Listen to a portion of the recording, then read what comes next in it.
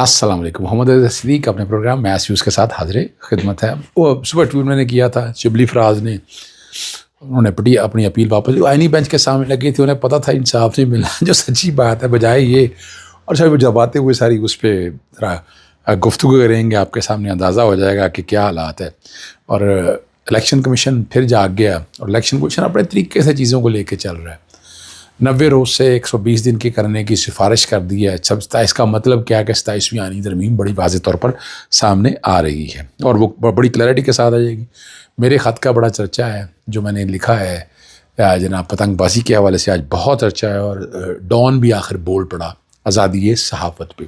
सबसे पहली बात तो ये है कि असद उमर और बैरिस्टर गौहर की तरफ से जो आइनी दरख्वास्त दायर की थी, उमर अयूब और शिबली फराज की तरफ से, बैरिस्टर गौहर आज जैसे ज़मीन दिन के 5 रुकनी बेंच के सामने समाअत होनी थी और लेकिन 5 साल उन्होंने अपनी आइनी मुद्दत है तस्लीम कर ली नाअहली के हवाले से, उन्होंने वापस ले ली। सरेंडर करने के हवाले से ये था, वो सरेंडर शायद नहीं करना चाहते। जो मैं समझ पाया हूँ कि शिबली फराज और उमर अयूब जो है ना, वो सरेंडर नहीं कर, और ये सवाल भी बार बार आया, अदालत के सामने भी आया और ये पॉसिबिलिटी थी कि शायद अदालत कहती है आप आएँ, पहले सरेंडर करें फिर हमारे पास आएँ। तो ये अक्लमंदी का तकाजा है कि उन्होंने राइट टाइम पर सही डिसीजन लिया और वो वापस ले लिया। और वहाँ बड़ी मज़ेदार बात हुई। यहाँ पेशावर हाई कोर्ट ने आपके सामने काफ़ी अर्सा वो स्टे जारी रहा, लेकिन अल्टीमेटली ज़िमनी इलेक्शन अब ये गालबन 30 अक्टूबर को होने हैं, सर पे आए खड़े हैं और वो सारी वापस।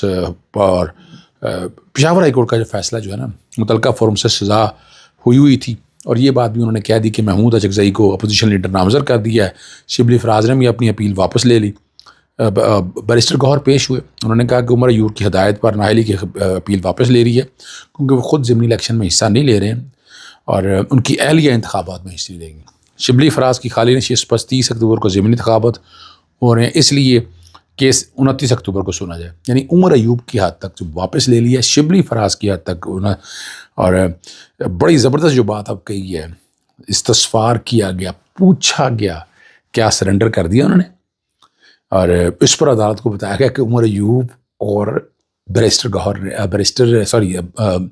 उमर अयूब और शिबली फराज ने सरेंडर नहीं किया, यानी नमाज़ें बख्शवाने के रोज़े ना गले पड़ जाए। ये मैंने आपके सामने पहले भी कहा था और इस बेंच से मुझे कोई उम्मीद नहीं है, ठीक है ना जी, बड़ी वाज़ेह तौर पर। और ये जो महमूद अचकज़ई से वाले से मैंने आपको बता दिया था कि वो नोटिफाई कर दिया उन्होंने और बता दिया है कि अपोजिशन लीडर के तौर पर आ चुके हैं, इसलिए वो वहाँ पीछे से हट गए। इस पर जस्टिस अमीनुद्दीन खान साहब बड़ा सवाल बड़ा पर्टिनेंट था। उन्होंने कहा कि उमर अयूब ने सरेंडर किया, उन्होंने कहा नहीं किया, ये केस सिविल नौइयत का है, यानी वो फ़र्क डाल रहे हैं कि वो फौजदारी है जो 9 मई के हवाले से, ये वाला जो केस है सिविल नौइयत का है। जैसे शकील अहमद ने इस्तफसार किया कि ज़िमनी इलेक्शन का बहम बताया गया 30 अक्टूबर को होने और अदालत ने मास दिया कि इलेक्शन के लिए मुख्तर वक्त है, इस केस को 29 अक्टूबर को मुकर्रर कर दिया गया। और अब यहाँ ज़रा समझना है कि इशू बड़ा सीधा सा है। 9 मई में सज़ाएँ हुई, सज़ाओं के अदालत ने साथ नाअहल भी कर दिया। इलेक्शन कमीशन फरीक नहीं था, इलेक्शन कमीशन अपने तय जो है उनके नोटिफिकेशन नहीं विड्रॉ कर सकता था, लेकिन चूँकि आपको याद है नैब के हवाले, जब नैब आता है तो वो बाकायदा भेजता है। यहाँ इलेक्शन कमीशन ने अपनी इख्तियार से तजावज़ किया, इलेक्शन कमीशन किसी और डायरेक्शन में चला गया, आप यूँ कह सकते हैं, मैं भी यही कह सकता हूँ कि यहाँ इलेक्शन कमीशन अपनी मर्ज़ी, जितनी मनमानी पाकिस्तान में इलेक्शन कमीशन, और उसको एक दौर में तो इलेक्शन कमीशन के देखें ना इख्तियार उतना का रखना था, लेकिन हमने इलेक्शन कमीशन को इतने ज़्यादा इख्तियार दे दिए हैं, इतनी ज़्यादा ताकत दे दी है और उससे नुकसान बड़ा होना है और आपके सामने मौजूद है। अल्टीमेटली क्या हुआ, मामला चैलेंज किया पेशावर हाई कोर्ट ने स्टे कर दिया। कौन सा मैटर जो नाअहल करके ज़िमनी इलेक्शन की बात हुई है। और यहाँ बड़ी वाज़ेह तौर पर बात है कि कल चैलेंज होगा, अगर चैलेंज हुआ तो सस्पेंड हो जाएगा, चैलेंज हुआ तो क्या होगा, सस्पेंड हो जाएगा। यानी मैं नॉर्मल हालात की बात कर रहा हूँ जनाब, इसके हवाले से बात नहीं कर रहा। इसमें अगर ये चीज़ सामने आई, यानी अगर अदालत इसको सिविल के तौर पर यानी क्रिमिनल साइड से हट कर अगर इसको देखे तो ये सस्पेंशन बनता है नाअहली के हवाले से। लेकिन क्वेश्चन ये है और यही बारीक पॉइंट है, सज़ा को सस्पेंड करना और है, कन्विक्शन को सस्पेंड करना और है। अमूमन जब अपील में जाते हैं तो 9 मई के हवाले से अगर सज़ाओं में आप अपील में गए तो कन्विक्शन तो सस्पेंड हो जाएगी, نااہلی کو سسپینڈ کرنے کے حوالے سے ذرا بڑا مشکل ہے، اس پہ کیس لا دونوں سائڈ پہ موجود ہے، کسی ایک طرف جا سکتا ہے، یاد رکھیے گا، اس طرف ہو سکتا ہے یا اس طرف ہو سکتا ہے۔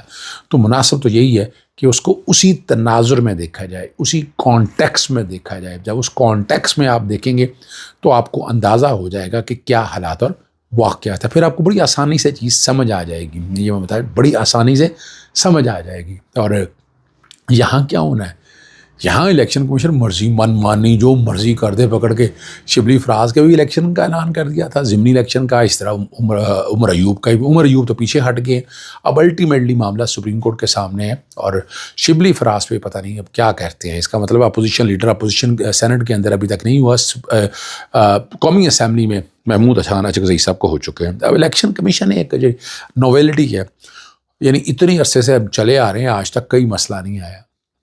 جب سے 1973 کا آئین بنا ہے، تو اگر وقت سے پہلے اسمبلیاں تحلیل کر دیا جائیں، 90 سے انہوں نے 120 دن کا کہا ہے، پہلے مانا ہے انہوں نے تو الیکشن ہی نہیں کرائے الیکشن کمیشن، اور آج تک ہماری کورٹیں بھی کچھ نہیں کر سکی اس کا۔ تو یہ ایک راستہ اور نکالا ہے کہ 90 دن سے 120 دن کی، یعنی یہ بتانا چاہتے ہیں کہ ہم کام کرنا چاہتے ہیں، لیکن کوشچن یہ ہے کہ کیا ایسا کام ہے، کیا ایسا معاملہ ہے۔ 5 سال آپ الیکشن کمیشن بیٹھا رہتا ہے، آنکھیں جو ہاتھ میں دے کے بیٹھے رہنا ہے، آپ نے بیٹھ کر آپ کام کریں، پورا مکمل کریں، سارا پروسیس، ہلکا بندیاں کرنی ہے، باقی پروسیس کرنا ہے، سارا کریں۔ اتنا بڑا سٹاف آپ کے پاس ہے، اتنا بڑا بجٹ آپ کے پاس ہے، لیکن اس کے پیچھے کوئی نہ کوئی شرارت ضرور ہے۔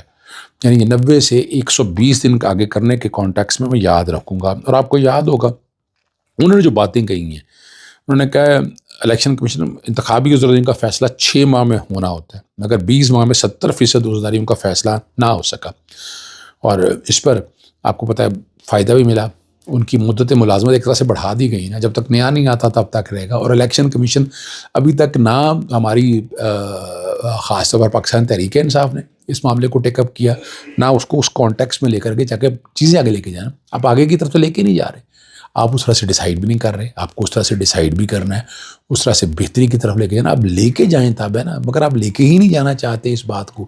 تو یہ تو بڑی وضاحت کے ساتھ بتاتا چلوں آپ کو۔ اور انتخابی مہم کا وقت بھی 28 روز سے بڑھا کر 45 روز کرنے کی بات، یعنی بنیادی طور کے اوپر جو بات ہے نا اس کانٹیکس کے حوالے سے، یہ میں ضمنی کے حوالے سے بات نہیں کر رہا، میں پھر بتاتا چلوں آپ کو، ٹھیک ہے نا جی۔ یہ جنرل الیکشنز کی بات ہو رہی ہے کہ 90 سے 120 دن کے اندر، تاکہ وہاں وہ کہہ رہے ہیں وہ بنیادی طور پر 28 روز کی بجائے 45 روز کے اندر ہو جائے۔ اور اس میں بھی انہوں نے یہ بتایا کہ شیڈیول اور عدالتی کارروائیوں کے باعث بیلٹ پیپر چھپائی ہوئی مشکلات کا سامنا بڑھنا ہے، نگران حکومت کو مدت بڑھانے کا مقصد بھرپور تیاریوں کو یقینی بنانا ہے۔ اب یہاں یہ بات وہ کر رہے ہیں چلیں، الیکشن کمیشن نے مائنڈ دے دیا آپ کے سامنے۔ میں نے پتنگ بازی روکنے کے حوالے سے بڑا ڈیٹا مانگا، ان سے پوچھا ہے کہ آج تک کتنے لوگوں کو سزائیں دی ہیں، کیا کچھ ہوا، ضبط کیا، رک تو رہا نہیں۔ یہ بھی پتہ چلے نا، یہ قانون اگر بنایا بھی ہے، قانون کے وہ نتائج بھی مل رہے ہیں، آپ پتنگ بازی کی اجازت دینا چاہتے ہیں، لیکن کیا ابھی تک اس پہ عمل درآمد ہوا؟ وہ تو آپ کے سامنے ہے، ہم تو دیکھ رہے ہیں، ہم تو روزانہ کی بنیاد پر دیکھ رہے ہیں کہ اس پہ کوئی عمل درآمد نہیں ہو سکا، نہ چیزیں اس طرح سے آ سکی، نہ وہ حالات اور واقعات کو لے جا سکے، نہ آپ آئیں۔ اور میں نے یہ بھی کہا تھا کہ اگر یہ کرنا ہے تو میڈم سی ایم آف کابینہ کی ذمہ داری ہے کہ یہ ان پر سزائیں دی جائیں، یہ آئیں اپنے خلاف پرچے درج کرائیں۔ واقعی ایس ایچ او کے اوپر کر کے کوئی فرق نہیں پڑا، ہمیں یہ بھی دیکھا کہ ایس ایچ او کے کر کے کوئی ایڈوانٹیج نہیں مل سکا۔ یہ میں نے جوڈیشل ایکٹیویزم پینل NGO ہے ان کی طرف سے لکھا ہے، اور وزیر اعلیٰ کو لکھا ہے، چیف سیکرٹری کو لکھا ہے، کاپی میں نے صدر کو اور باقی لوگوں کو، بہت سے لوگوں کو بھجوائی ہے کہ اس کو اس کانٹیکس میں دیکھا جائے۔ تفصیلات انہوں نے کوئی نہیں دینی، میں مانگتا رہتا ہوں، میں بہت سی چیزیں لکھتا رہتا ہوں، بہت سی باتیں میں کرتا رہتا ہوں، لیکن مجھے وہ نتائج نہیں مل سکے جو میں چاہتا ہوں، جو میرے مائنڈ میں بات ہے۔ آخر بات جو ہے نا، روزنامہ ڈان کا ایک اداریہ بڑا تکلیف دہ بات ہے۔